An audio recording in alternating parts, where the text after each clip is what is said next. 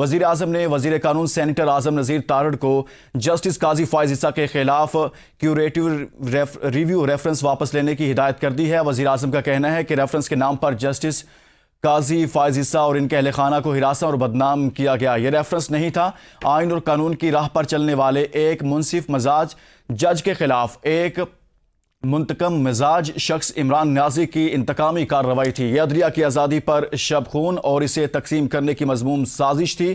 اسی بارے میں آپ کو آگاہ کر رہے ہیں کہ پاکستان مسلم لیگ نون اور اتحادی جماعتوں نے اپوزیشن کے دور میں بھی اس جھوٹے ریفرنس کی مذمت کی ہے۔ وزیر اعظم کی جانب سے یہ کہا گیا ہے عمران نیازی نے صدر کے آئینی منصب کا اس مجرمانہ فعل کے لیے ناجائز استعمال کیا۔ وزیر اعظم کی جانب سے یہ بھی کہا گیا ہے صدر عارف علوی عدلیہ پر حملے کے جرم میں اعلی کار اور ایک جھوٹ کے حصہ دار ہیں۔ وزیر اعظم کی جانب سے یہ کہا گیا پاکستان بار کونسل سمیت وکلا تنظیمیں بھی اس کی مخالفت کی تھی۔ اسی بارے میں مزید تفصیلات جانتے ہیں بیورو چیف اسلام آباد خالد جمیل سے۔ جی خالد بتائیے گا۔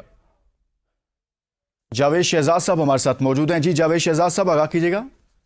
جی میں آپ کو بتاتا چلوں کہ ابھی بھی وزیر اعظم نے یہ ریفرنس واپس لینے کی منظوری دی ہے اور پاکستان کے موجودہ سیاسی اور آئینی بحران کے درپیش چیلنجز کے تناظر میں وزیر اعظم شہباز شریف نے یہ بڑا فیصلہ کیا ہے کہ سپریم کورٹ کے سینئر ترین جسٹس قاضی فائز عیسیٰ کے خلاف یہ ریفرنس واپس لینے کا حکم دے دیا ہے، جس کی روشنی میں کمزور اور بے بنیاد وجوہات پر یہ جو ریفرنس ظاہر ہوا تھا اب حکومت اس کی پیروی نہیں کرے گی اور اس حوالے سے وزیر قانون کو وزیر اعظم کی ڈائریکشن جاری کر دی گئی ہے اور اس پر فیصلے کا نوٹیفکیشن بھی تھوڑی دیر تک جاری ہونے والا ہے۔